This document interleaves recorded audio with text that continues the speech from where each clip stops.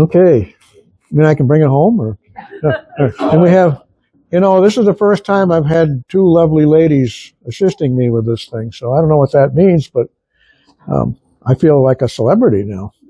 I don't see very well, so when I ask a question in the audience, instead of raising your hand, just yell something. You can yell your call sign in CW, whatever.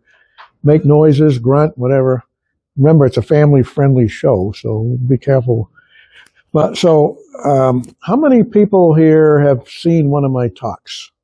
Yeah. All right. How many people have not? A big group. All right. So it's half and half. I ask the people that have seen it not to give away the jokes. The jokes are recycled. I use them over and over again. As long as Mickey laughs, I keep using them. No matter how stupid or dumb they are, I keep using them over again. So I don't want to give it away. But all of this stuff I'm doing, anybody here could recreate it. It's I read the ARL handbooks and antenna books and things, and I was looking at the questions on the exams for hams, and I realized some people have problems understanding this stuff. So I figured, why not do something that's visual? And I went through all the questions from the beginning technician licensed all the way up to extra and picked out subjects. And I quickly found out there are so many things that I could cover that now we have several talks, not just one. This is like the beginning version. I try to do too much in these talks, so you might have to drag me off the stage because I was told I could have an hour and a half. Now, if you're bored, you can sleep. I don't mind. I won't even see you. If you've seen this program before, you certainly are excused and you can sleep. But there's also a lot of stuff I leave out because this is ad lib. And if I leave something out, interrupt at any time, just say something, throw something, whatever, and I'll try to touch on it. But this is sort of an overview. I'm not going to get anything too deep. And if I start off with a bunch of formulas and a lot of math, I might lose people. So that comes later for some people. But there are a couple of mathematical things I want you all to become familiar with, and probably most of you already are, but the newcomers should learn them. And one of them is about frequency and wavelength. And if you look at my chart there, and you've got it on the handout, I think, too, radio waves, you think of a giant slinky, and the wavelength is the length of distance for an entire cycle of this wave. And usually we measure it in meters. So, say you're on the 20-meter band or the 80-meter band. And that's a rounded off number. It actually covers a range of frequencies around that number of meters. And we have a lot of wavelengths that we're allowed. We have these little segments throughout the spectrum. And fortunately, the government saw fit to give us little slices of different frequencies that are all good for different things. They're all interesting in their own right. And some of them were futuristic. They thought, well, someday these will be useful. One of them is the 2-meter band. When that was given to us, almost nobody had equipment or the ability to get on that band. 2 meters is a little over 6 feet. But now it's probably the most popular ham band at all because we have repeaters and all kinds of things. So if you want to talk to people locally, that's kind of like the band to get on. But the newest band that we have is a very long wave band. It's 2,200 meters. It's 137 or 136 to 137 kilohertz, a very narrow band. The waves are so long that they're over a mile long. Most people that I know can't build antennas, at least full-size antennas for that band. On the other hand, we have all the way up into the microwaves, and some of the waves are so tiny they become microscopic in size. And those are interesting too. And we're even allowed to transmit above 275 gigahertz, so we can use light and infrared communications, and they count in ARL VHF contests. Some of you may have worked me in a VHF contest. And Mickey and I work each other to get my own grid on 478 terahertz, which is red light. And it sounds like a telephone, So, and that's fun. So it's homemade stuff. And if you're looking for something to do next Saturday, less than a week away, is the news meeting in, where's it, Longmeadow, Mass, near Springfield. News stands for Northeast Weak Signal Group. And it's going to be a whole program about optical communication. So W1VLF is bouncing infrared waves off of clouds and doing all sorts of neat stuff. So I'm involved with some of that too. It's a lot of fun.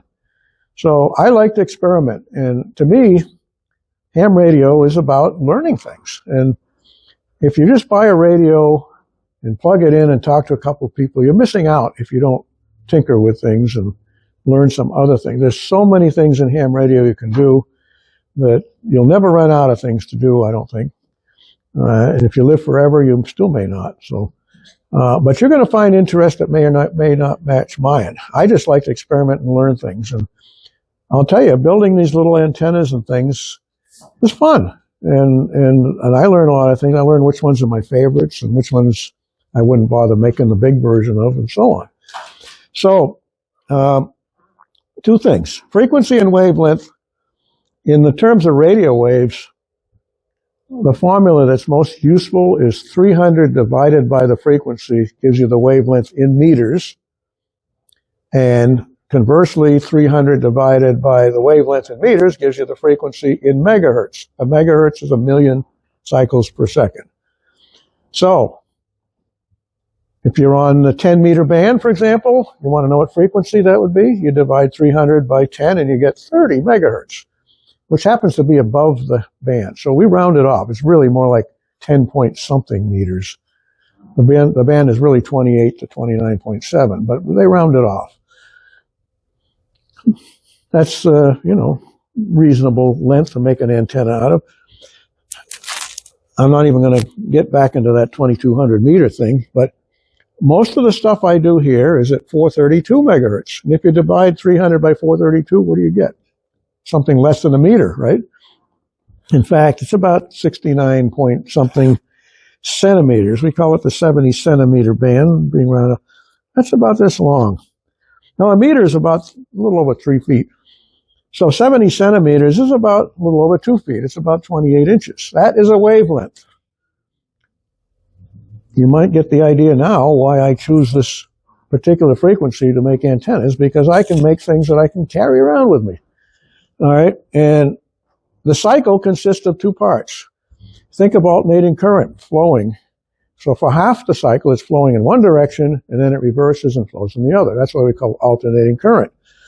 So at 432 megahertz, it means it's actually changing direction at 864 times a second, because it has to do both this direction and that direction within one cycle. Everybody follow me? What comes out of your wall? 60 hertz, 60 cycles per second. That is a very, very low frequency compared to this stuff. In fact, if you tried to make an antenna for 60 hertz and use that formula, you wouldn't be using megahertz now. You'd have to do the math and you'd come out with many, many miles of length for an antenna at 60 hertz. So we're dealing with millions, 432 million cycles per second. One of my favorite bands is the 10 gigahertz band, 3 centimeters. That's over 1 billion cycles per second, and wavelength is a little over an inch. A lot of fun. Ask Skip. So, anyways, frequently asked question is, what's the difference between radio waves and sound waves? I think the public thinks they're kind of the same thing. Well, I'm going to make a sound wave for you. Tuning fork. Anybody know what musical note that is? No musicians here? I know. It says 384 cycles per second. That's G. All right. What's the difference between this and the radio waves that we're going to be talking about? Anybody? Longitudinal versus transverse. Okay, longitudinal versus transverse. Frequency? Acoustic versus electromagnetic. That's a good answer. What does that mean? Acoustic. Acoustic, you're moving air molecules. Yeah, you are vibrating the air. If you're in the ocean and you're a whale, you could probably pick up sound through the water. But the medium that you're going through has to vibrate and carry the energy. Radio waves are sort of neat because they work in space. If I did what I just showed you, say on the moon, two things would happen. One of them is you wouldn't hear it because there's no air. Second one, you'd probably be dead. Right? So, all right. So, all right. So, and how fast do these things travel, by the way, this acoustic wave? 1,500 meters a second. 1,500 meters a second. Something in that order. It's like in the order of 1,000 or a couple thousand feet per second. The electromagnetic waves that can go through space go how fast? 300 million meters. 300 million meters a second, or 186,000 miles a second. That's it's probably millions of times faster than this, right? You ever do that test where you see the lightning before you hear it, before you hear the thunder, and you can kind of judge how far away it is, right? The lightning appears almost instantly to you because it's traveling so fast. The thunder takes maybe 5 seconds to go a mile, you know. And what's that joke? You can that explains why some people appear bright until you hear them speak. You know, I think that's how it goes. All right, old joke. All right, so these electromagnetic waves, we can't see them, unfortunately. Now, maybe some creatures in the universe can, but I can't. I can't see well at all anyways. But we can see their effects. We can hear their effects. When you plug your radio in, the radio is taking the energy that goes through space and converts it to something that's useful to us. All right? We can hear it. The radio does the converting. Your computer nowadays might do the converting. You might see it on the screen. But instead of hooking the radio wave to it's picked up by an antenna to a radio wave, you can hook it up to something else, which is what I'm going to do here. But before I get into that, let's do a little bit of math that I want you to know besides frequency and wavelength. They're inversely related. As the frequency, the number of cycles per second, goes up, the wavelength gets smaller. So when one goes up, the other one goes down. Here's the other thing. It's an aside. Decibels. To me, every ham should learn about decibels. And if you're going to upgrade, you certainly should know about them, because there are questions on there. There was a unit that was inspired by Alexander Graham Bell himself called a bell. And I don't know why there's only one L instead of two in the unit. Maybe somebody can explain that to me. I don't even know if he got to use it himself. But if you want to measure ratios of power, you would use this unit. For example, if I went from 10 watts to 100 watts, that's an increase of 10 times. That'd be a 1 bell increase, or 10 decibels. If I went from 100 watts to 1,000 watts, that's also 10 times. That would also be a 10 decibel increase. Decibels can be added and subtracted. That's what makes them kind of useful. And they also pertain to other things. Besides radio waves, you can use them for sound. Like Alexander Graham Bell worked with deaf people. So the ratios between power that you could hear and so on at different frequencies, he measured it. It's a logarithmic scale. It also works with light, by the way. You can measure light intensity with a logarithmic scale. The logarithmic scale allows you to measure changes of very, very tiny amounts or very, very large amounts. And when you deal with radio waves, you're dealing with very, very weak signals, maybe in less than a trillionth of a watt that you're picking up from the other side of the globe, to maybe millions of watts. And instead of writing all those zeros out, you can use something to do with powers of 10, which is what this is. So I have a little chart here. I'm not going to go through it very much, but one of the helpful things to me, at least, I've never seen this in a book, but Mickey thinks it's useful, is you can get an idea of how much a decibel increase is by multiplying whatever power you have by 1.26 approximately. So if I had 10 watts and I wanted to go up to 1 decibel more, it'd be 12.26 watts. All right? If I want to go up another decibel, you multiply that 1.26 times 1.26 and you get 1.58. All right? And then if you want to go up another decibel, which is 3 altogether, you'd have 1.26 times that. 1.58 times 1.26 is what? 2. approximately. It's very, it's rounded off.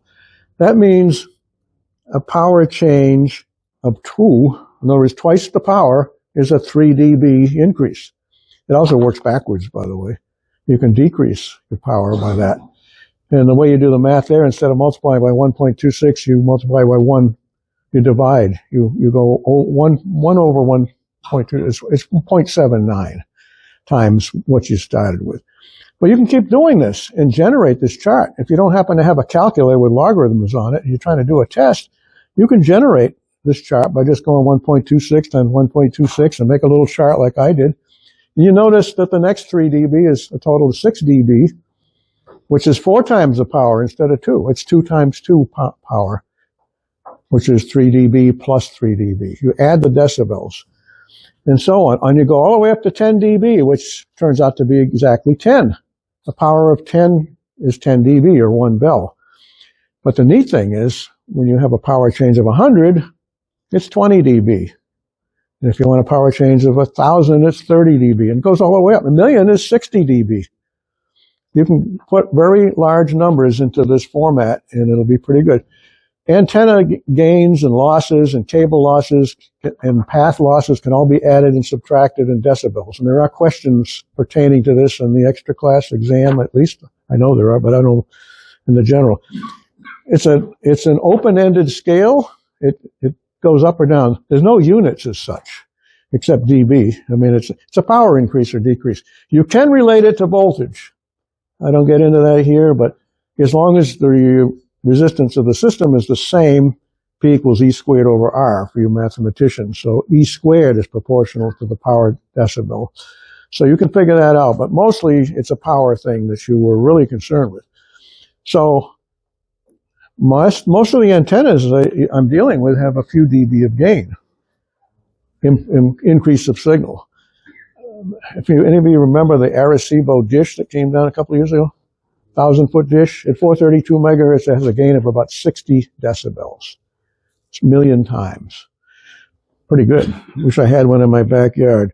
So, anyways, I haven't explained this completely, but don't let the logarithm thing scare you off.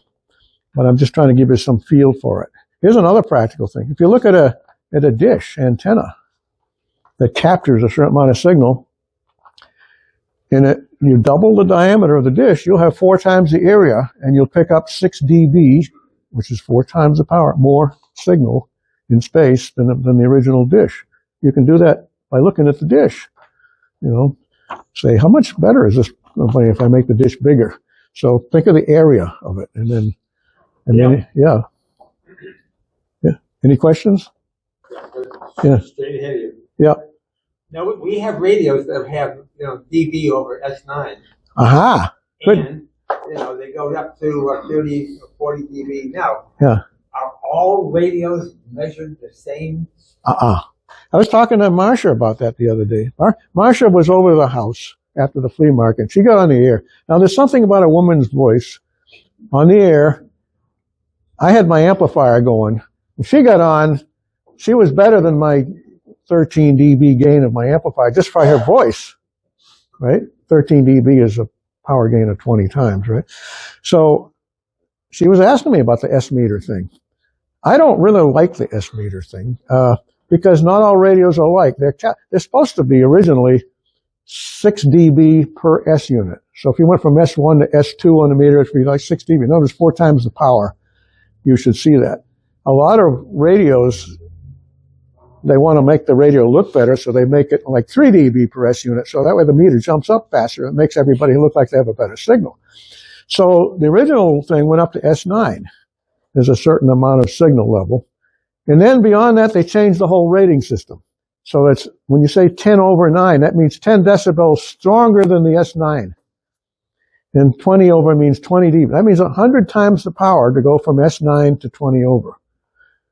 And if you put 30 over 9, that would be 1,000 times as much power as you had to reach S9. So in other words, they changed the whole system. That's weird. If you go back to the history of radio, which I don't want to do, there were other systems in use. But what I'm telling you is that most radios, except expensive good ones, are not calibrated evenly, and they vary throughout the different bands because the sensitivity and all that stuff is different. So, you know, so I've concluded that S meter readings are sort of meaningless. I just listen to somebody and give them a report to make them feel good. But in a lot of contests, everybody's S9, even if you can barely hear them. I can barely hear you. 5.9 OM, you know. So that's stupid. I mean, it's garbage information that it makes people feel good, but it doesn't mean anything. All right. Does that answer the question? Yeah. All right. Okay. That's a good question. It's a good question, and it's one that confuses people because newcomers, especially, they hear all this ham stuff, and it doesn't make sense to them. So don't hesitate to ask people. Yeah, we have a question. Yeah, question. So, is it the sound, the decibels are directly proportional to the power? Like the greater the power you have, the better the signal you have. Usually the case, yeah. The more decibel, like an amplifier might have a gain, say, of 13 decibels. 13 is 3 plus 10, so it's 10. It's 20. It's a gain of 20, and there was 20 power gain. 13 dB is a power gain of 20. You can see that on the chart. So if I put 1 watt in, I'll get 20 out. If I put 10 watts in, I'll get 200 out. If I put 1,000 watts in, I'll have a dead amplifier, right? Because it can't only handle so much. All right, so yeah, it's a power increase. Coaxial cable has a loss. It doesn't amplify the signal, it attenuates it. I have a whole nother talk just on that. So, and that's measured in decibels of loss per 100 feet, for example, or some measurement. And The loss is similar to the power loss. yeah, it's power loss. If you put so many watts in, up to the maximum it can handle without melting, but if you had a 3 dB loss in your 100-foot of cable, you're going to lose half your power in the cable. That means it's heating up the cable by half of, say, 100 watts. 50 watts goes to the antenna, the other 50 heats up the cable. Doesn't sound too good, but you'd be surprised at how many hams will spend thousands of dollars on a radio and skimp on the cable that connects to the antenna on a tree. They're throwing away a good chunk of that multi-hundred or $1,000 that they've spent just for getting the signal out the antenna. So think about your cable losses, which increase with frequency. So when you go up to VHF and UHF, they're lossy. This stuff here is very lossy at 432, but I'm not running a long run of it, and I'm not trying to pick up the weakest signal I can here. So I'm using this RG58 because it's flexible and easy to deal with for a talk. But I'm probably throwing a good chunk of my power in cable loss. All right. So, Yeah. Any other? can I ask a general question? Is it okay? Yeah. Sure. Sure. So, this is one of my curiosities since I was a kid. Yeah. So the antenna right now, I see it. So you have told earlier, or you have mentioned about calculating the frequency by using a formula. So for instance, if I have an antenna, like if I want to watch a TV, I used to watch a TV as a kid using an antenna like that. Yeah. And I used to tune it to a frequency. Yeah. I have a knob all the time. I used to play with TV. So based on that frequency range, you calibrate your antenna, and so that the antenna can pick up the signals in the air. Yeah. Is it my interpretation or my thinking is right or wrong? Thinking is right. Most TV antennas are made to cover a wide range of frequencies because each channel is on a different band, about 6 megahertz wide. And so you need an antenna. I don't have that type of antenna here. Most of these antennas are made for 432 megahertz. And if you try to move too far away, they drop off. I used to move it all the time as a kid. Yeah. I used to get dots. I used to get a lot of signal loss. Yeah. I used to take a cane all the time. I used to move it or pick it up. Oh, yeah. Write it down so that it picks up the frequency. You see the image. Sometimes I only get the audio. Sometimes I only get the video. Yeah. So I used to play around too. Just thank you. A lot of the rabbit ear antennas, they have sliding element length, so you can change the length to match, pick it up the best. Now the consumer doesn't know anything about frequency and wavelength, but they know that if they tweak with the length, they might pick up the signal better. And so that's an adjustable antenna. None of these here are. Oh, that's a good question. Any others before I go on? Thank you, sir. Oh, you're welcome. All right. So now it turns out one of the interesting things in science is how related all of these frequencies and wavelengths we're dealing with are. They travel at the speed of light, and they're electromagnetic. That means they have an electric component and a magnetic component, and they're traveling. And those two components are at right angles to each other. So if this is the direction of travel, and the electric part is horizontal with respect to the Earth, and the magnetic part is vertical, all three things are related, and they're all at right angles to each other. And they're all moving faster than I can count.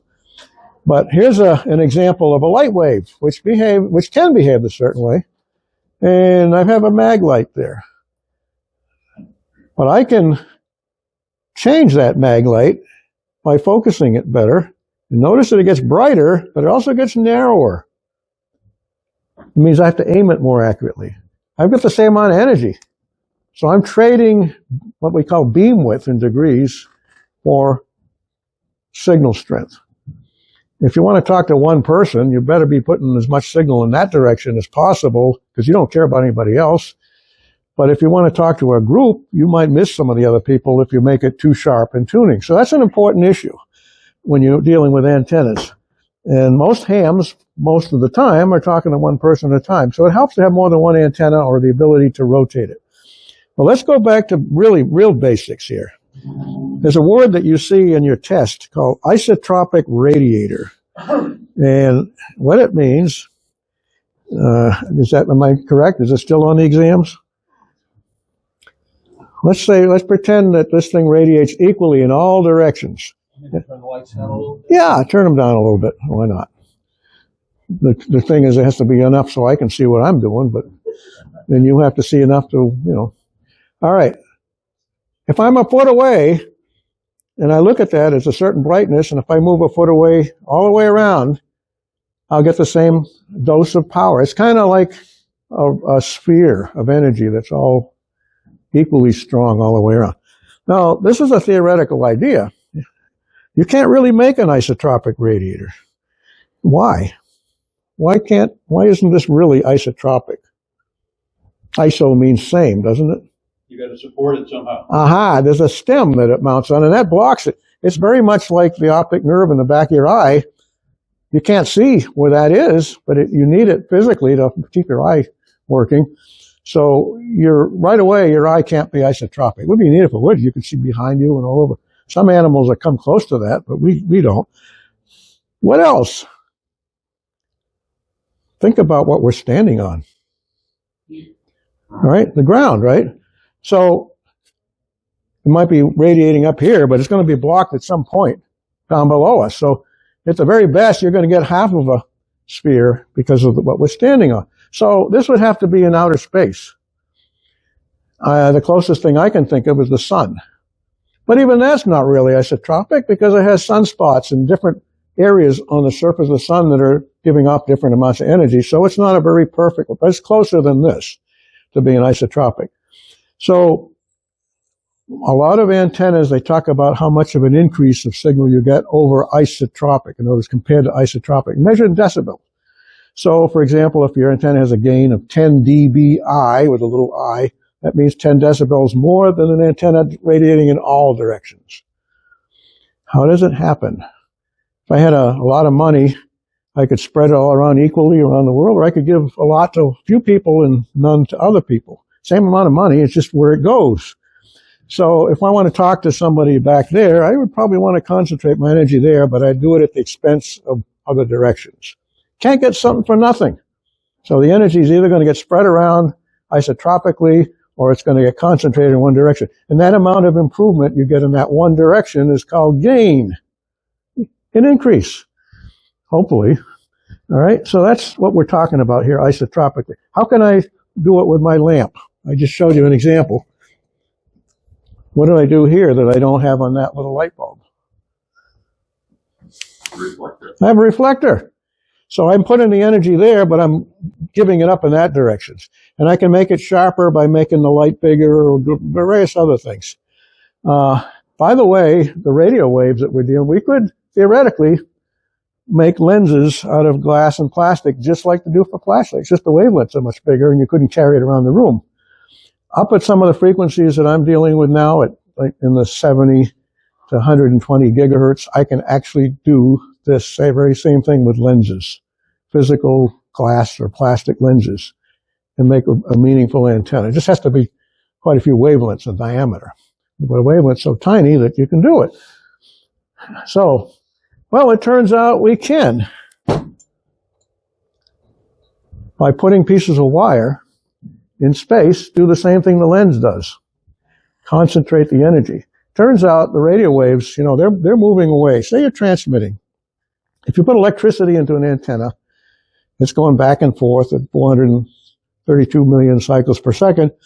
If the wire length is just right, it'll go half of the length during half of the time, and then it'll go back the other way. And the length is such that it has just enough time to go from one end to the other before the next half cycle takes over and the current reverses direction. If you make it too long or too short, the two things don't help each other. And as you want it to go here and then back, it's just enough time to reinforce the next batch.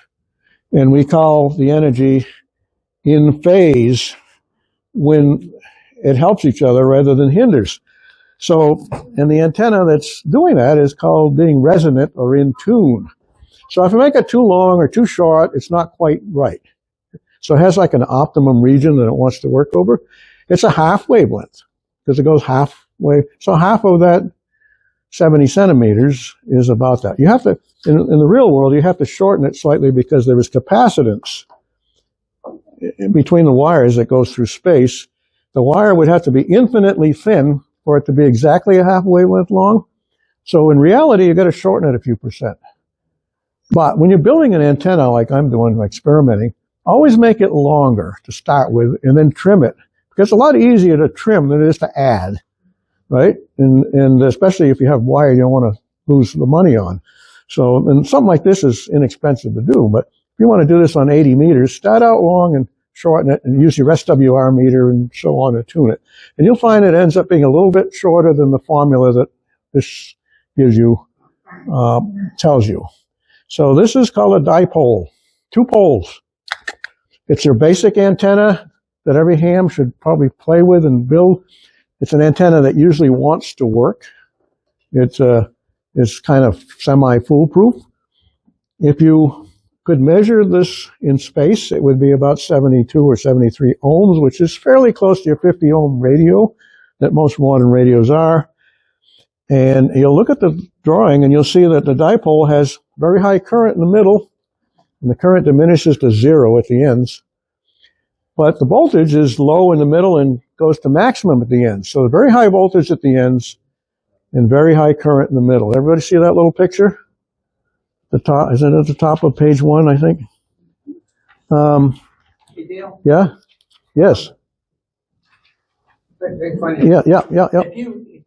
If you're running 100 watts into a dipole, Yeah. and you go outside, you touch the end of it, are you going to feel 100 watts? You are, because I'm not going to touch it. Will there be 100 watts? Well, it's not, the 100 watts is distributed throughout, but the voltage is going to be high. You will feel the high voltage. And in fact, you could get seriously hurt if you did something like that. I was on a tower once when I was a kid, and I was brave enough to climb the tower and adjust this antenna that wouldn't turn. So my friend down below, I never forgave him for this, he turned on the transmitter. I was hanging on this antenna. I almost fell off the tower. I got this big jolt, you know, and he was running less than 100 watts. Yeah, there could be hundreds of volts or more at the end. Maybe even some of the small loop antennas can have 30 or 40,000 volts on the ends, enough to make a corona. You ever seen a Tesla coil? These big sparks come up. I love it. You can make one. It's enough to break down the air and ionize it and make your own lightning and scare people like Tesla did over 100 years ago when they ran him out of town, you know. So, all right, so. They first did it in France. In France, yeah, okay. Yeah, they did it in France, that's right. All right, I'm going to put some power here, but Marsha's going to help me. And I'm going to get both of these ladies involved here. Let's get it started here. And is this on? Okay. So turn that on and see if the meter's running here. And it isn't. Then how come I don't see anything? Maybe I don't have this on right. No, I think I got it right. Now, is this key plugged in? No, it is plugged in. Is it on? No, I don't see it. Cockpit error. I don't see anything. There you go. Oh yeah, keep it on there. I don't see it. All right, let's turn it down to like. Now, I'm only running a few watts out of this thing, by the way. Right around there, maybe. Now, Mickey can help me. See, it's kind of nice to have two ladies, but I've never done this way, so I don't know. You know, this is like a trial run with the two ladies. Two ladies are in a sense of, look at that. Instead of a radio connected to my antenna, I have a light bulb. So I'm picking up enough energy to run this little lamp. And look at Mickey, do your thing here. The trick is not to burn out the light bulb. I've gone through too many audience members that have burned out light bulbs. They're banned for life. All right. Now, in theory, as you go further away, it ought to get weaker and weaker because the energy coming off of that source antenna is spreading out like the mag light did.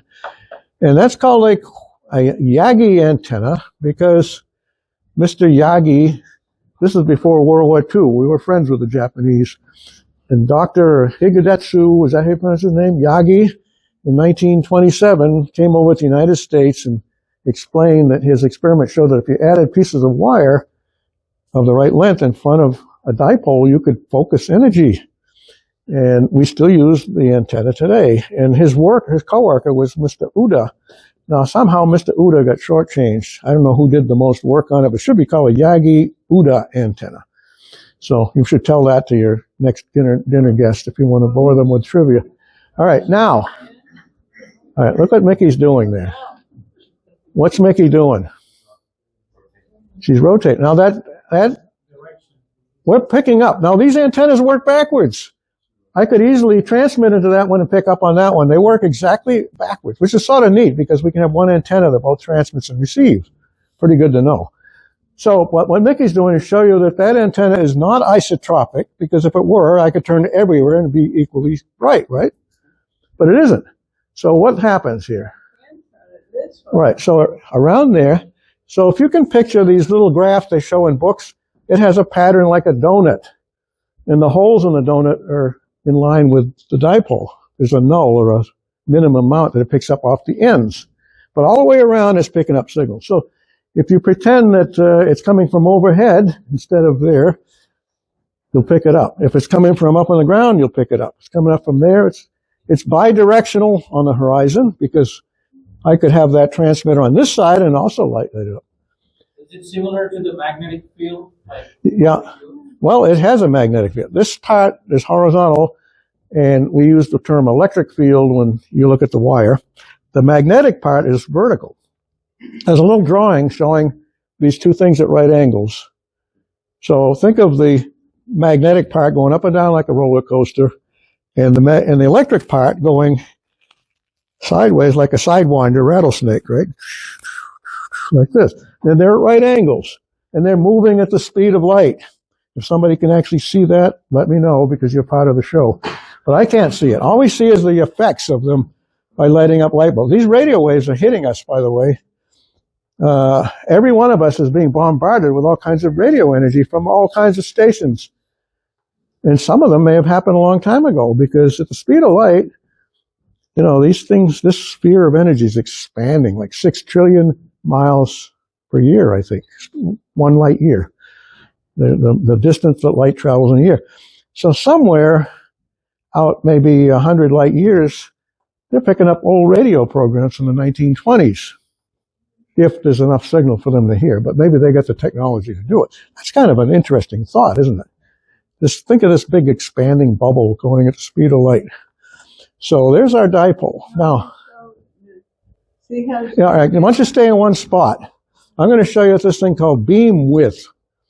Beam width is not is the amount of degrees that you have to turn the antenna before it'll drop to half power. And I'm guessing at that. There's one side, there's the maximum, and there's the other side. So if I could measure with a meter the half power points, the number of degrees out of 360 degrees possible is the beam width. That's the horizontal or azimuth beam width.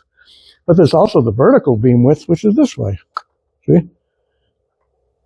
All right, I can't do that either. So there's both a elevation beam width and an azimuth beam width. And you only measure that down to half power?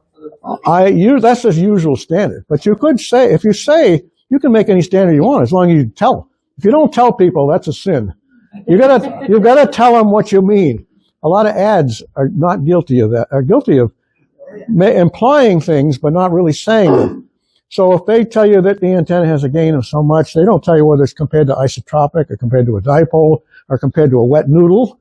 If you compare to a wet noodle, it may make your antenna look really good because you have a lot of dB, because a wet noodle is terrible. So, I mean, if you don't tell people, they don't know. So unless otherwise said, I usually think of it as a half power minus 3 dB points.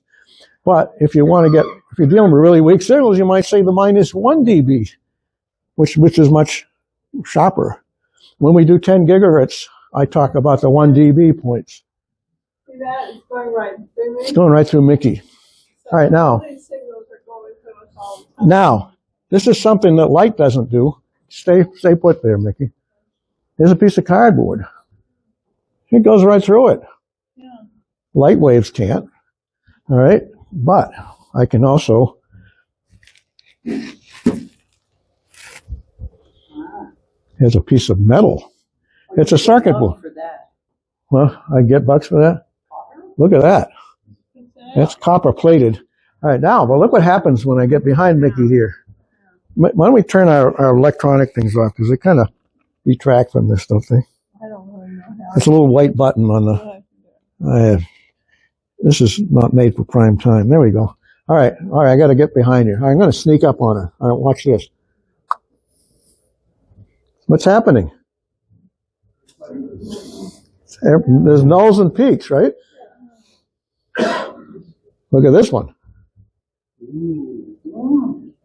The best point is a quarter wave away. And it turns out that also another half wave, 3/4 of a wave. And it turns out that when you look at yourself in a mirror, you see a mirror image.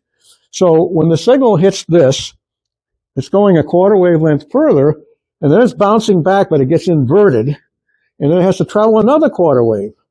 So it's going a quarter plus the inversion is like another half, and it's like coming back in phase, so it reinforces. The signals are in phase. I don't get something for nothing, because if I'm going to get gain in this direction, I'm going to get loss in that direction. All right, everybody? And you can find other spots. In the old days, before they had decent equipment, they used to actually measure physically on a trough with marks on it how many meters or centimeters it is between these peaks or nulls. You can do nulls as well as peaks. There's a null. How far back? Theoretically, infinite, but we can't see that effect. See, it's still doing it. I'll tell you, I built a 2-meter moon bounce array once, EME, and I had 4 Yagis on a wooden stand, and I had a friend with a dipole, which looks like that aluminum thing back here, and he walked back just as I'm doing to see how far we could see it on the meter. And of course, it kept getting weaker. Here's a dipole, half wavelength dipole, and he got back 600 feet. We could still see it. He went across the street into a field, and he kept walking, and we could still see it. The meter was going up and down every half wavelength. By the way, this is 2 meters, 3 times the size, 144 megahertz, 3 times the size of 432. You start to see why I don't use this frequency, which is still pretty short wave, to build antennas to carry around in a room. This is from a Cushcraft antenna, but a lot of people like 2 meters. That's still a reasonable size, but not as easy to make as for that. So Marsha, stay put.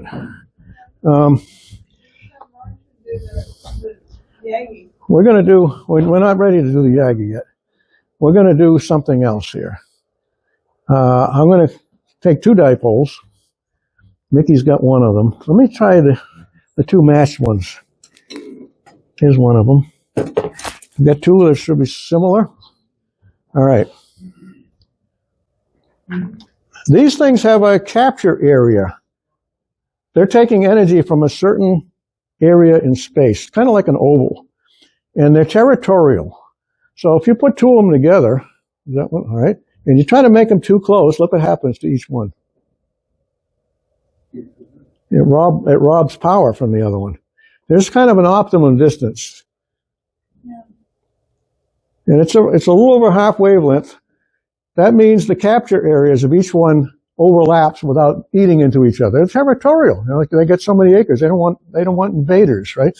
So when you stack these antennas to get twice as much energy, 3 dB, which you should get with 2 antennas versus 1, you can't have them too close together. It may look impressive, but it may not work impressive. A good example would be, remember the CB antennas on trucks? They have to be chrome plated, and they're close together. They're much closer than this. They look neat because they're on each side of the truck, but they don't give you as much gain as two that were spaced the right distance apart would do. All right, so there's. All right, so it's like an optimum, and when you stack antennas, so each one has like an oval. You don't want the ovals to overlap too much. That's called stacking gain. All right, we're going to do something interesting right now. Marcia, you want to do some voice here? Oh, let's do some code first of all. Well, hold on to that, Mickey. You can be the holder of the lamp. All right, before we do the voice, I'll just do a code. We have to communicate with radio. I mean, after a while, you're going to get sick of watching a light bulb. So you would. All right. I'm going to send W 1 M K Y. DE means from, and A F, and then over is the letter K. Da da da. All right. No, I did that because I want to make sure if the FCC happens to be listening that I identified myself. All right. All right. So now, Marcia, this is what you have to do. Watch the meter. We're going to turn the power down. The power is sort of down. Yeah, that's the reason. All right, we're going to turn the volume, the voice up. And talking to it, you'll see that meter flicker. And give you a call now. Wait, no. Oscar Tango Alpha. Can you see it? See it flicker? Testing. CQ. Now, Mickey is holding a crystal radio. How many people here built a crystal radio? Everybody has. How many people have built a crystal radio that works at 432 megahertz? Not very many, right? All right, so why don't you talk there? Your voice is better than mine. Yeah, when she's on the air, she's got like... CQ. Kilo 4. Oscar Tango Alpha. Neat. Well, let somebody else. We'll irradiate. We'll aim it at somebody else. All right, we're going to aim the beam off that way, and then she's going to do the same thing. And pass around to a couple people. You can play with this stuff later, but talk to them. Testing. CK. Now that radio is just a diode, a little speaker, a transformer, and a capacitor, I think. Very few parts. Doesn't have any volume control or batteries or anything. CQ. K4. Oscar Tango Alpha. If you get an answer to that CQ, I'll eat my shirt. All right, now let's go back. Let's do something really interesting here. All right. When I used to give this talk to like school kids, what does a school kid do with a box like this? Next top secret. They steal it. They have to know what's in it, right? So, anyways, I used to give these talks to the McAuliffe Shepard Discovery Center, the Planetarium Museum, and we'd have kids there, and and we also did it at the Science Museum in Florida, and the kids really like this stuff, so they eat it up. So let's do this thing here. Let's see if this is going to work. I haven't run this for quite a while, so let's hope it works. You got the thing on? They're pretty good. Yeah, that's pretty good. So, here we go. I think this is going to work. This is see if I can get it to light up. Oh, yeah. This is the double dog dipole. Well, it turns out that hot dogs conduct electricity. And they, therefore, can make it. Now you know I did 432. It turns out 2 hot dogs is close to being resonant at 432 megahertz. In fact, I had to cut a little bit off because I was starting to. All right. All right. And again, it's your typical dipole.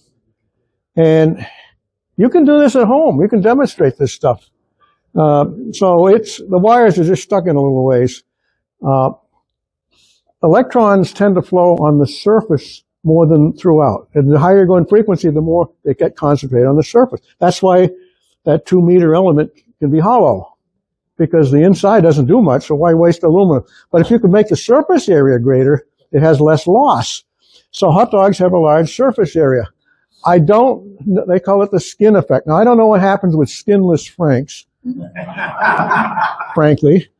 All right. So that is the double dog dipole. All right. And if you transmit in this thing, there will be high voltage at the end and so on. Like, you probably cook it, you know. I don't know. So that, I think it's kind of a neat antenna. I've used these hot dogs for years. I just stick them back in the freezer and use them over again, you know. All right. And by the way, you can make a vertical dipole. In order to do that, I got to turn the antenna source vertical.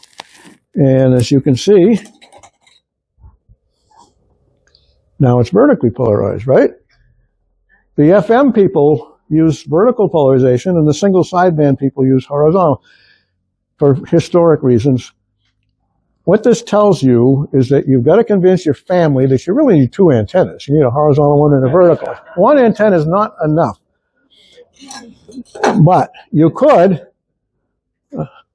make an antenna like this. It's called a ground plane, and it has the advantage of being omnidirectional.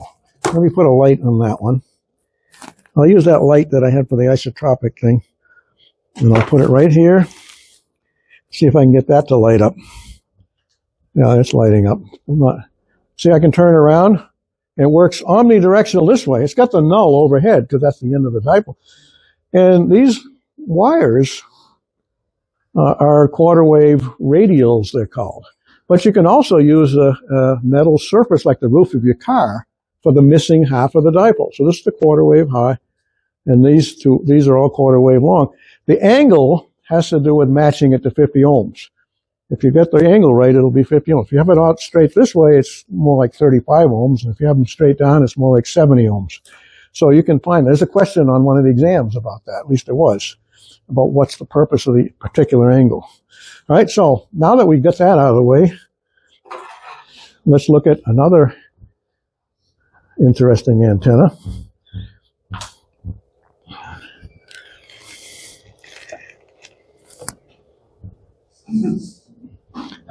Yes. Hot dog vertical. No. This is the Saturday night special. Because we used to eat hot dogs and beans every Saturday. How many people here do that, right? Yeah. Has to be B&M beans. Now, I understand now they're not made in Maine anymore, so I don't know. I don't feel quite as attached to that brand as I did.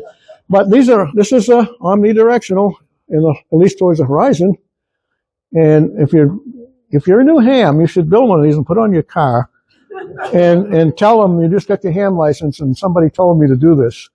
See where that'll get you. All right, so that's your hot dog vertical.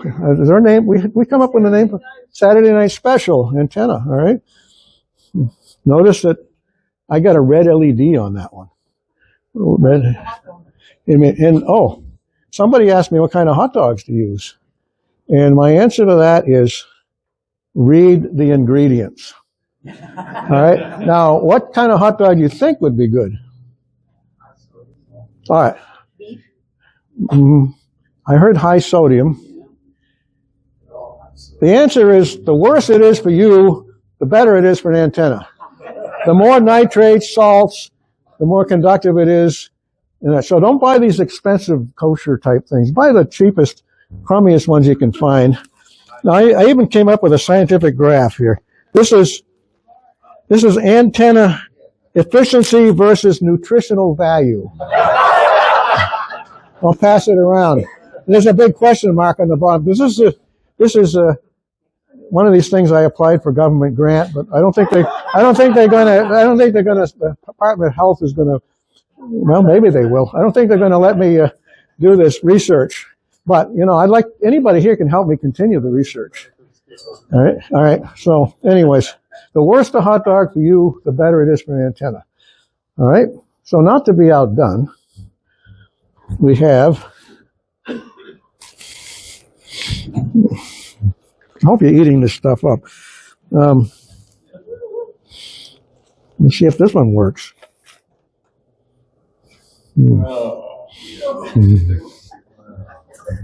Oh, yeah. This is the dilly dipole. The dilly dipole. Now, this is even better than a hot dog because it depends on vinegar-based technology, VBT, to work. And pickles have a very large surface area, so they're very conductive. Here's a question. How come pickles give off green light and hot dogs give off red light? I don't know. So that's the dilly dipole. I made one with the little antenna with gherkins, a loaded gherkin antenna, and so on. So you can have fun doing this stuff. This is a good thing to show kids at the science classes. Oh yeah. Marcia, you get the voice. Why don't you talk? You know how to do it. We're gonna make a talking pickle here. All right. All right, you got it? Testing. Oh, yeah. DP, dilly pickle. A dilly dipole.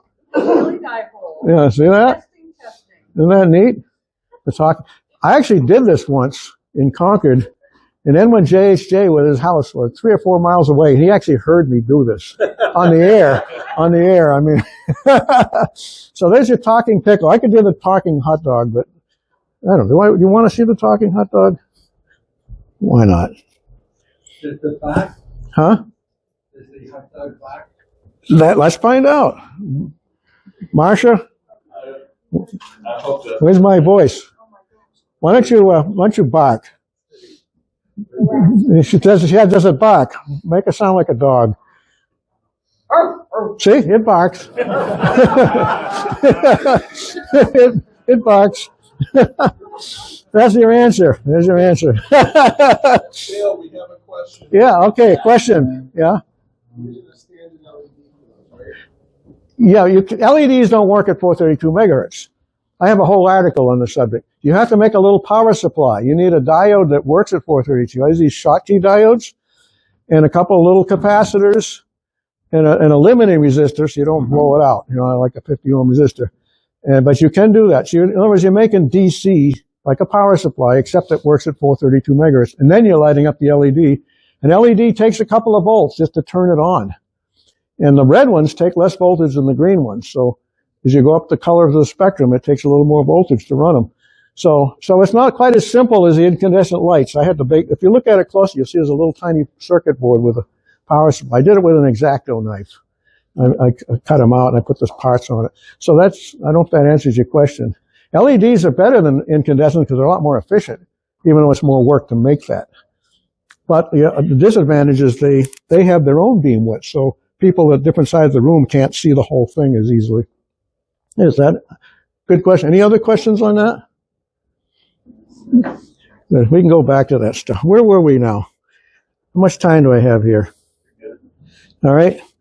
We did some dipoles. Yeah, a Yagi. All right, we'll make a Yagi. We're going to make something like that. Who's going to do the Yagi thing? What do you want to do? We don't have to have the voice on this one. Okay. We'll do this. Put the signal on there. All right. Okay. Now we have to be careful with this. Let's do a. What do you want? We can do one of those. Do one of those lamps, whichever one. Okay.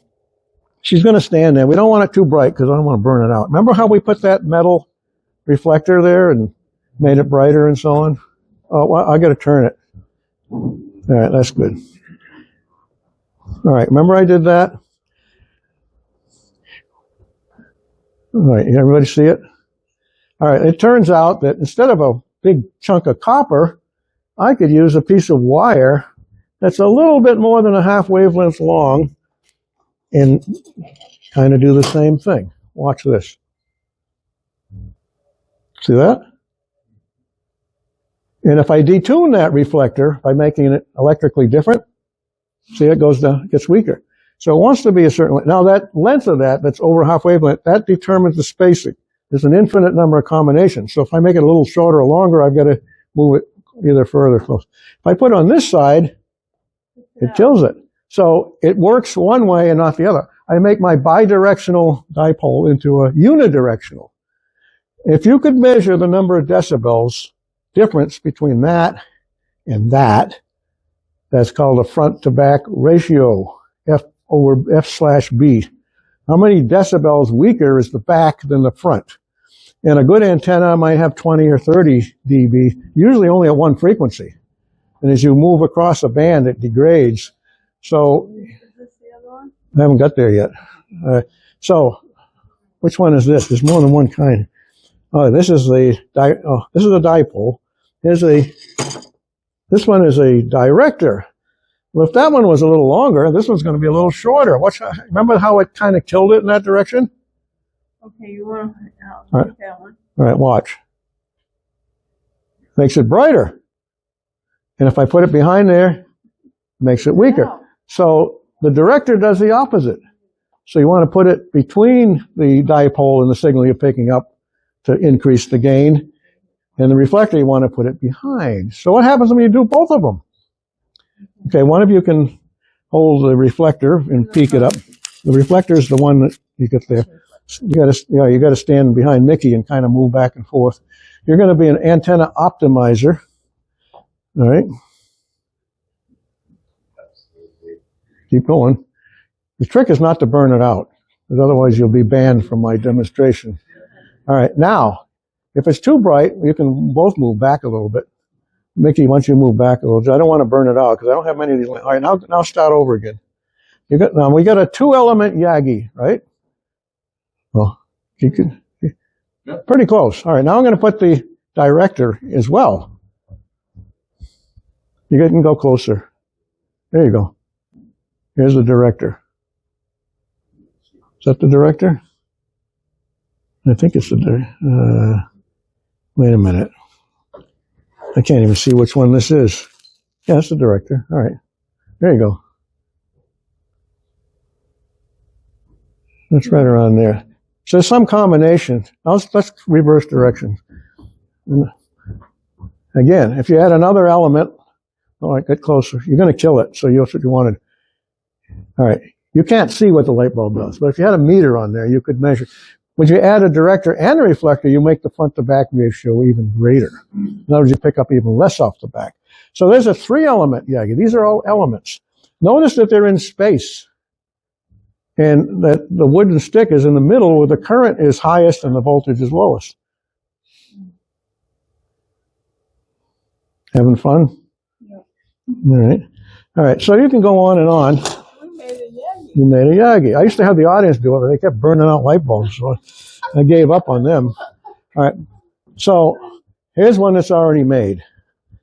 And I should mention, if you're actually doing this, that you're going to change the impedance of the antenna. It'll probably go down below 50 ohms and do all kinds of things, so that's another factor in there. But I didn't want to complicate things too much. But here's a Yagi that's already made, and it has got a reflector and a director, and it's properly matched to 432 megahertz. And I've got a different kind of LED on this one. See, this one goes quite a ways. I like this turquoise kind of color. And again, if I turn around, the front to back ratio was what I could measure. So, and it's kind of broad this way because there's only 3 elements, right? It's kind of broad that way. So there's your 3-element Yagi antenna. Now, several years ago, the Arecibo dish was on 432 megahertz EME for the weekend. EME is Earth, Moon, Earth. And I wanted to contact him because I never had. And it was in April. We had a little bit of a snowstorm. I couldn't see the moon, but it was up very high. So we calculated where the moon was with a computer program. And I had fun. We set up a station on my porch. I'll pass this around, with some people.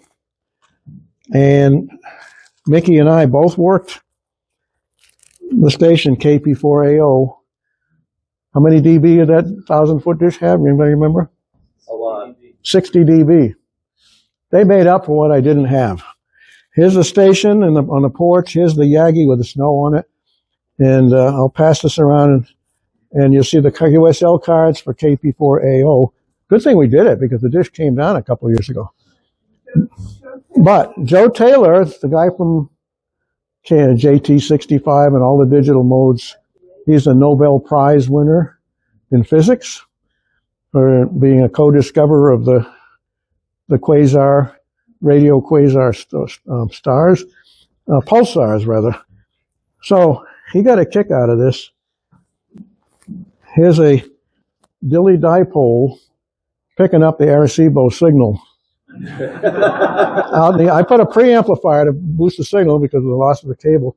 So I'll pass that around. And then I went to a VHF conference the same weekend, and I picked them up in the driveway there. So here's the pickles.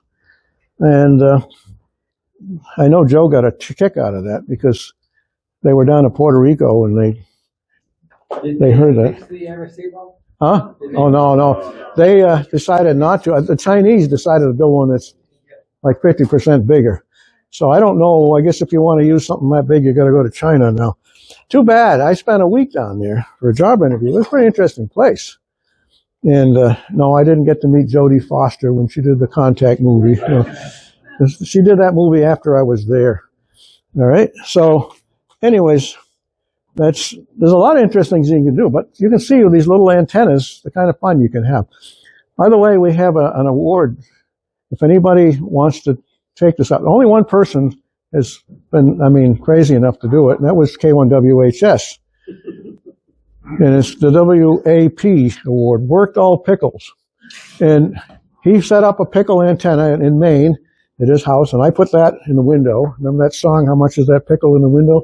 And I set it up there, and we easily made a contact, because it works almost as good as a regular wire dipole, you know. And we easily made it. And that record still stands, because I thought people would be, beating the doors down to break the record, but no one has. So you guys are all welcome. This is a good bunch of people. If you want to do something crazy, that's fun. So I'll even make a special award if you do it. If you get a distance record. This. Is that on 70 centimeter or 2 meter? That's on this, 70 centimeters. I don't have any pickles big enough. I could put a series string of them, but one guy decided he wanted to try it, and he didn't quite get the concept. He sliced his pickles, and they all fell apart when he put it up. He climbed on the roof and tried to do it. But it's sort of fun. So, anyways, where were we? I want to get back to some sane stuff here. A Moxon. How many people have heard of a Moxon? Yeah. Oh, yeah. Well, what's neat about a Moxon? Oh, it's on the other table. Yeah.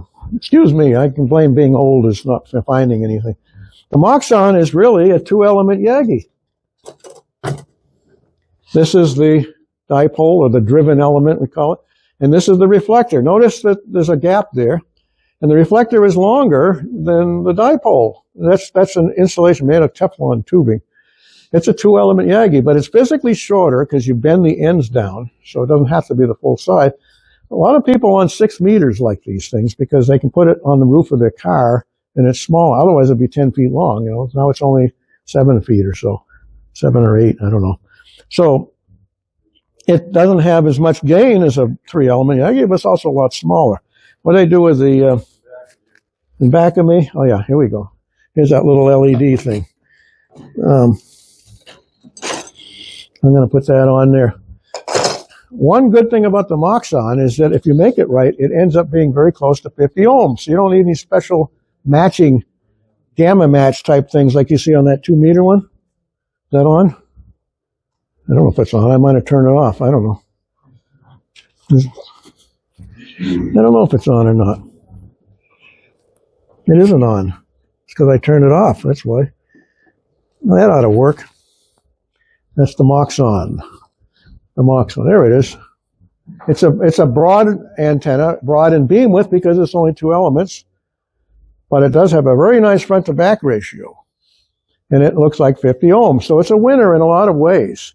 So QST magazine, they're selling this antenna for 10 and 6 meters. It's a dual, and I think it's a Moxon on 10 meters with a little a 6 meter Yagi inside of it, 2 element Yagi. They want like 300 something bucks for it. And, you can make one of these out of wire if you want. But anyways, Moxon is a guy in England that came up with this idea. I think it's a pretty clever antenna. Where are we? More dipoles. I'm going to show you a couple of dipole type things. When you think about antennas, think of the wavelength you want to operate on, and then picture what I'm doing here.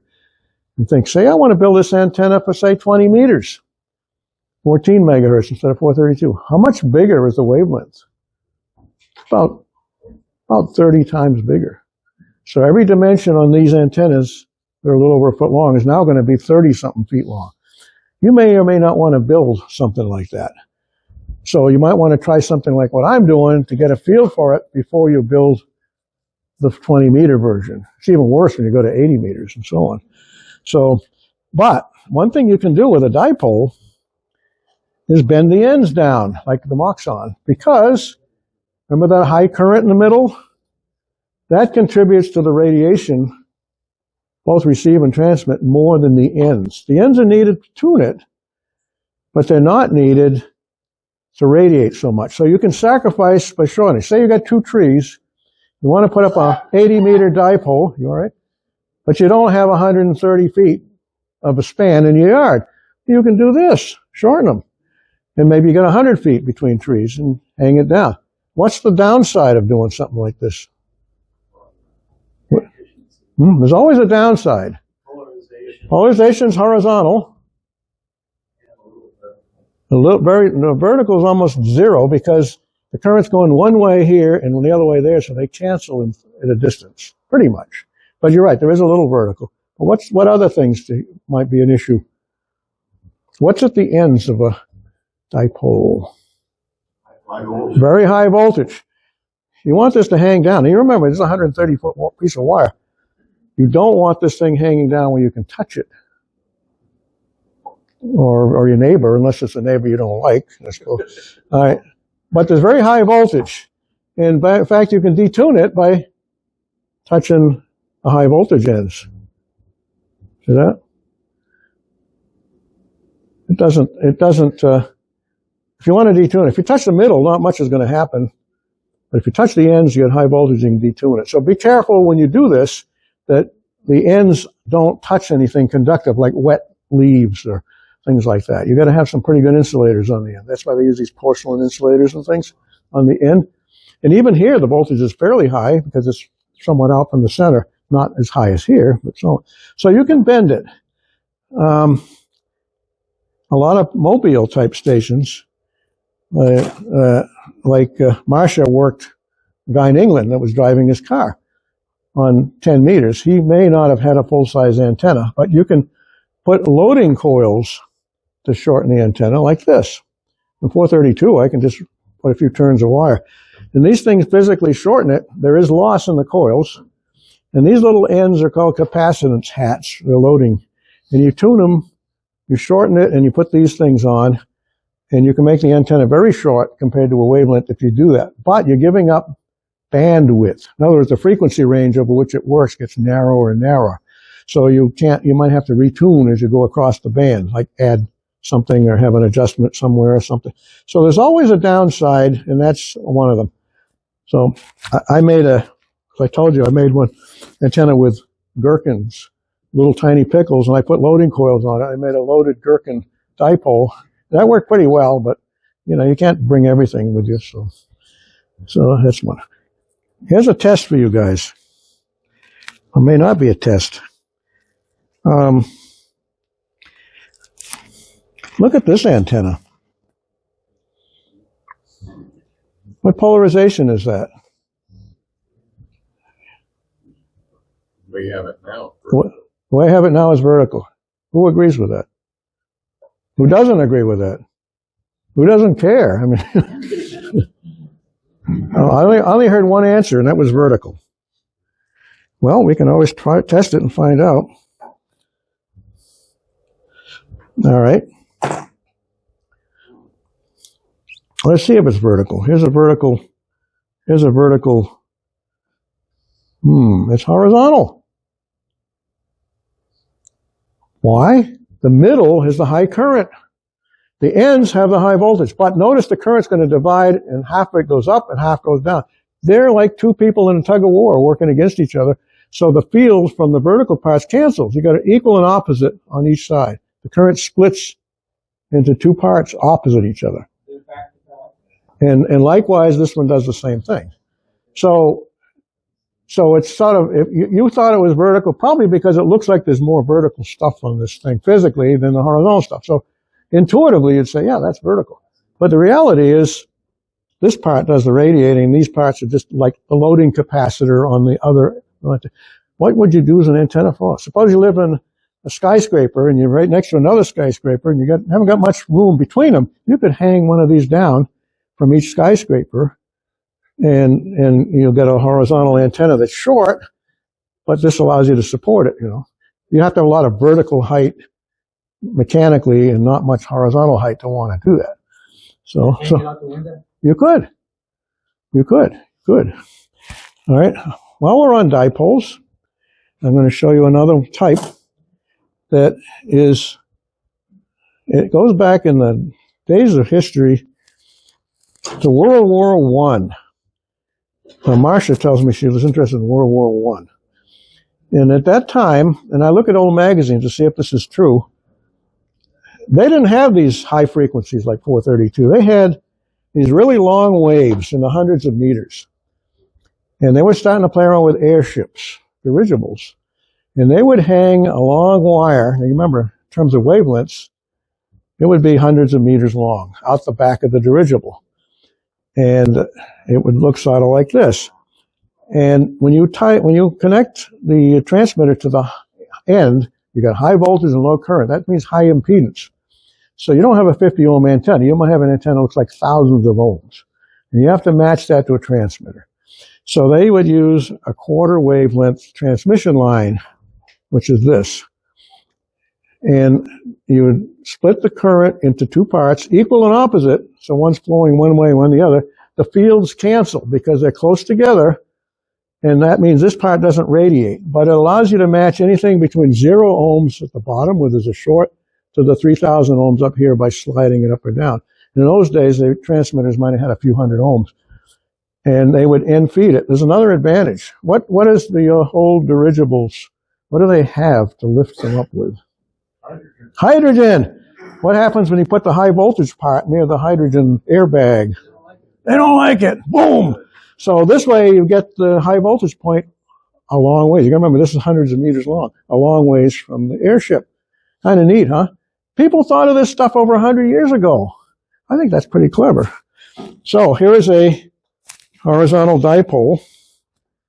It's horizontal because I'm going to make it horizontal, and there it goes. All right.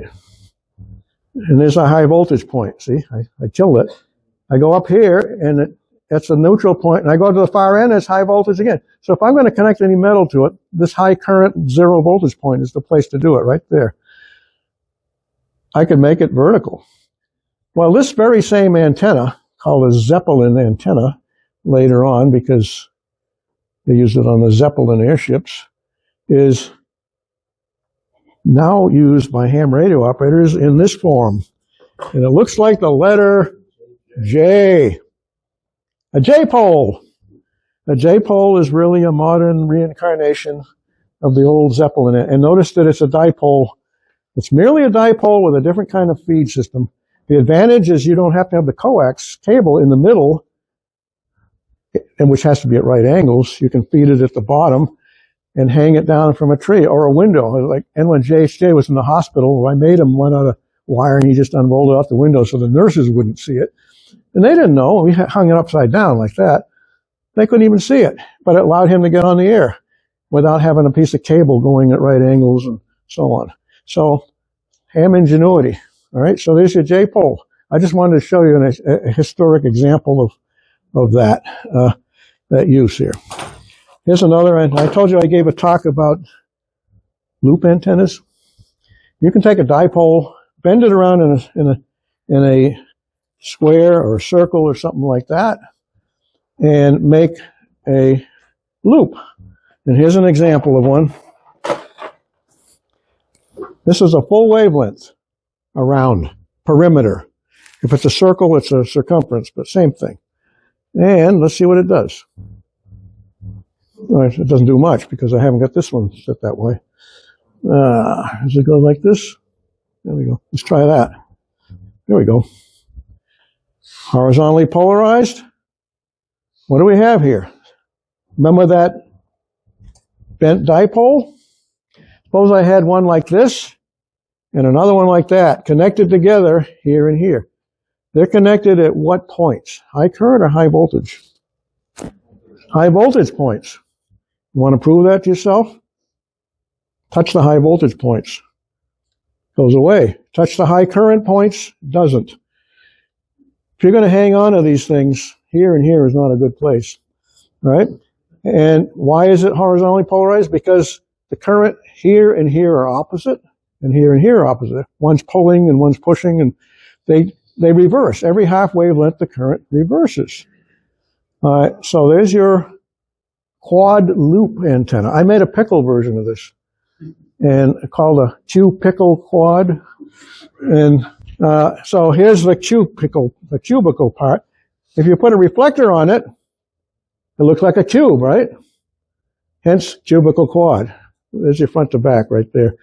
So the reflector is a little bit longer than this is.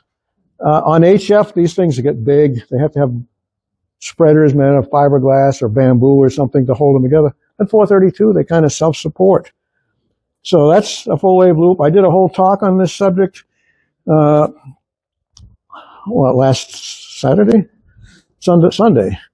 And they can be, I won't show them, but they can be in other shapes. On the back of your TV, you might remember the UHF loop. You can make a diamond shape. On 20 meters, this might be practical because you might have one support in the middle and you can tie the ends off with stakes to the ground, and the bottom is down here, and you don't need as much coax cable because you don't have to reach so high. So you can make different shapes. As long as it has a big area, you can do it. My favorite one, I highly recommend, good club project, by the way, is twice as high as it's wide. On 6 meters, this thing becomes only a little over 3 feet this way and about 6.5 feet that way, and it's 50 ohms, meaning you don't have to match it like the others. You have to because they're more like 100 ohms. And that's a whole nother topic, but there it is. And it's going to be a little bit broader because it doesn't have the full amount for the current. I highly recommend this antenna to build. The 6 meter version, you can get 2 fiberglass rods at the hardware store, those things you put in your driveway, and notch the ends, and you make about 3.5 feet that way, and you can hang it from a tree like a Venetian blind, or you can put a PVC pipe in the middle. It's the size of a door.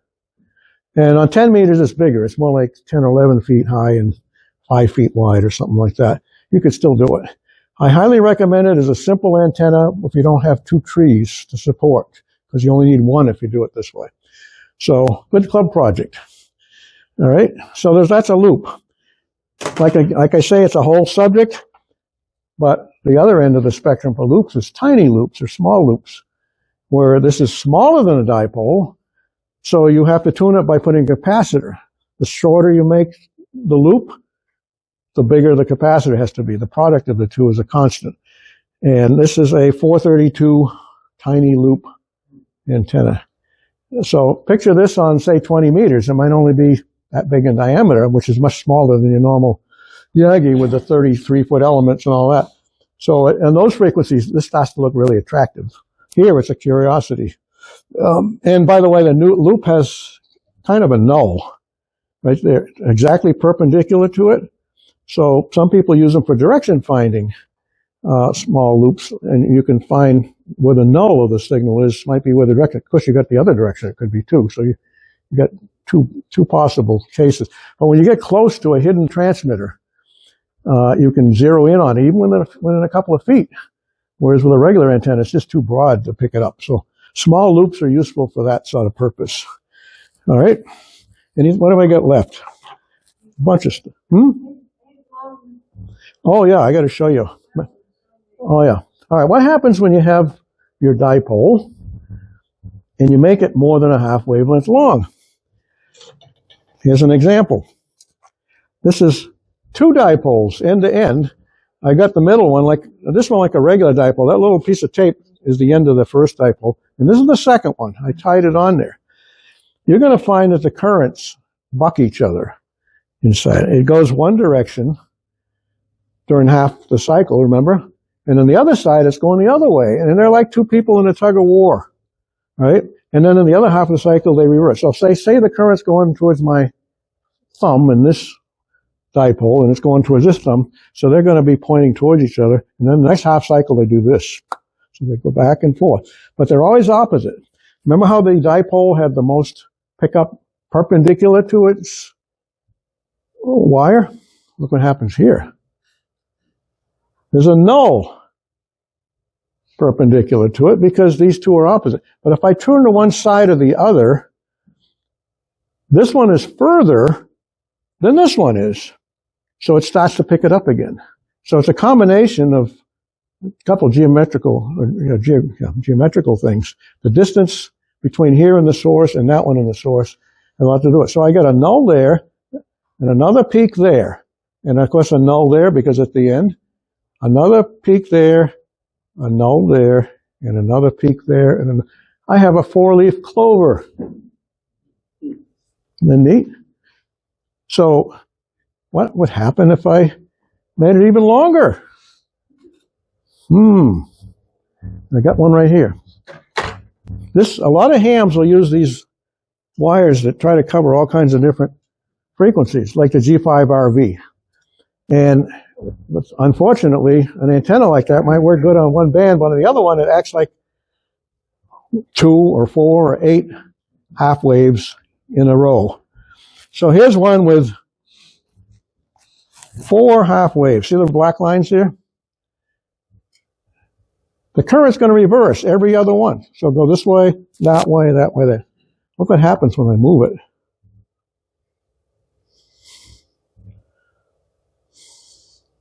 Multiple lobes. It's going to have 8 lobes on one side, 8 on the other. That's a lot of lobes there. See that? It also works in 3. Remember that thing at the Outback that has the color bloomin' onion? It's got all these spikes.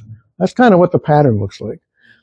Now, picture your 40-meter G5RV antenna, which on 10 meters looks like 4 times as long. It's going to have this kind of a pattern on 10 meters. And that's great. You can work people. Your SWR meter's happy, and so on.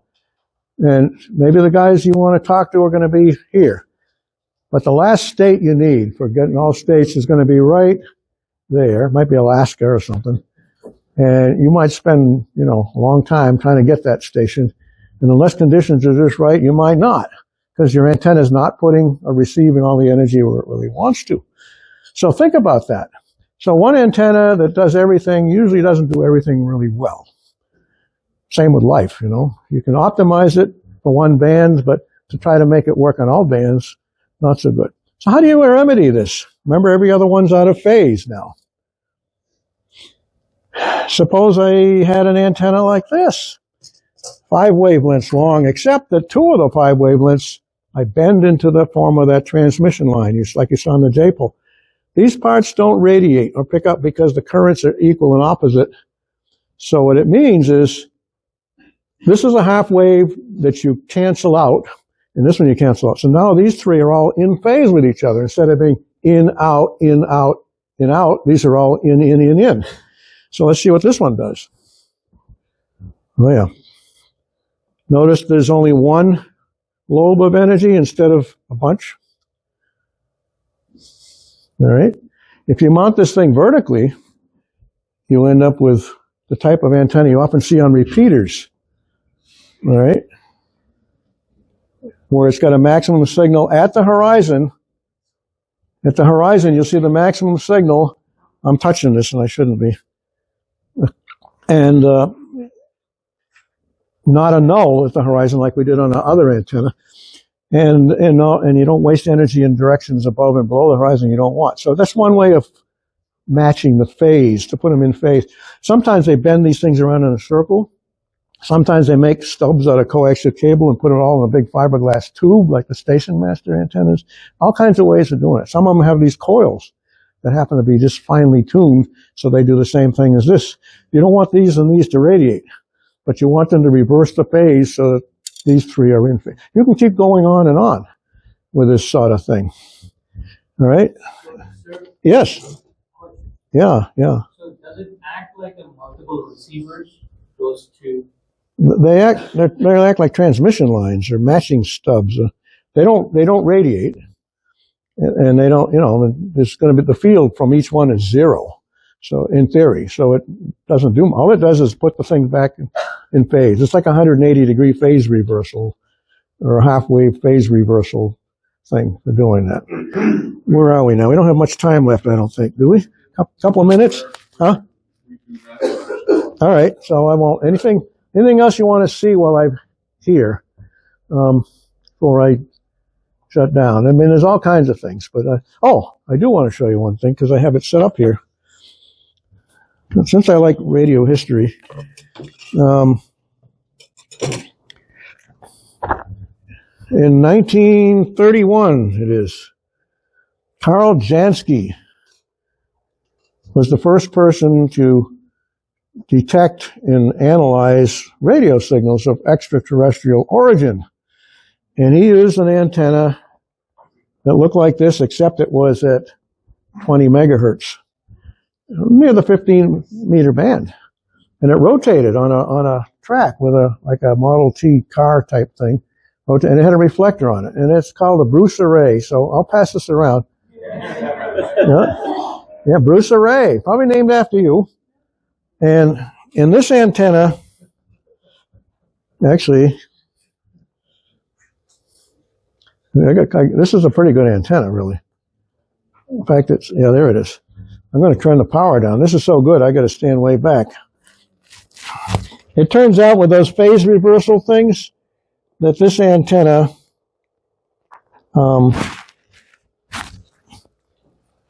is vertically polarized if I run it this way. These vertical quarter wave things are all in phase, and these are alternately in and out of phase. So if I want to make it horizontal, I would turn it the other way. So this is vertically polarized, right? That's fairly sharp. I can keep adding these quarter wave boxes here. So he built this giant thing and picked up the radio signals from, I think it was Jupiter, because he worked for the phone company in New Jersey, and I think it was New Jersey, and they wanted to find out what was causing interference in some of their international lines that they were working on. So he did this research, and of course, what happens? They pulled him away from his job. And the guy deserves a lot of recognition. He didn't get to pursue it the way he wanted. It's not polarized this way, polarized that way. And I believe he died in the early 50s and never got to realize that they were going to name a unit after him. So when I was down there at Arecibo, I heard them talking about Janskys. It's a unit of measurement for solar stuff. And I thought that was kind of slick. So I wanted to pay tribute to him. And when I give the talk at the Discovery Center, I usually bring this along and show people that. So you can read about Karl Jansky. We wouldn't be doing this stuff if there weren't some pretty bright people playing around with it and experimenting. And so this is kind of, I look at this like an old-fashioned physics demo, and it's something that anybody here can do. I have another talk on transmission lines. I have one on loop antennas. I have another one on classic antennas. I think you get the handouts. I have more of these same type of things, if you're not tired of them. And I have one on transmission lines, coax. I don't know, what else? Can't remember. So I can end it right here. I think it's time. Did I show you the ground plane? Yes, I did. Okay, if anything else you want to see, I'll leave it here for a couple minutes and you can look at the stuff. But I think everybody's going to get tired if I carry on. So we'll end it here. Yeah. One quick Yeah, yeah. So you've been showing a lot of 70 centimeter antennas here. Do you ever connect on the 70 centimeter repeaters? I don't use repeaters, but I have been on them. But I mean, I live up on Craney Hill near Pat's Peak ski area. I'm up at 1,250 feet, so I work people direct. And I mean, I have nothing against repeaters. I just don't use them. We have one on the peak there, but I use simplex, you know, and single sideband and CW. I can reach out to 400 miles on 432 with these type of antennas, but you know. That was my follow-up question. How far can you advance? Well, I can work K1RZ in Maryland just about all the time, unless conditions are terrible. That's a long way. That's 500 and 600 kilometers, something like, no more than that. And I have worked further, but you know, I mean, I'm talking about sort of an average thing. So then that's CW. All right. So Any other questions for Dale? any others?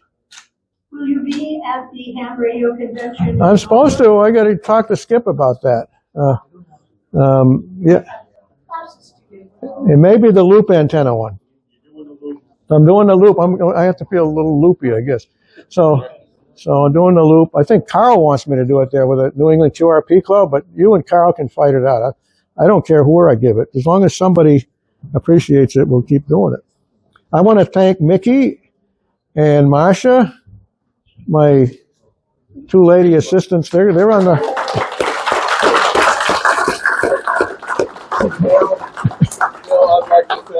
I'd like to thank you and Mickey and Marcia. This was a great presentation. Well, thank you for having us.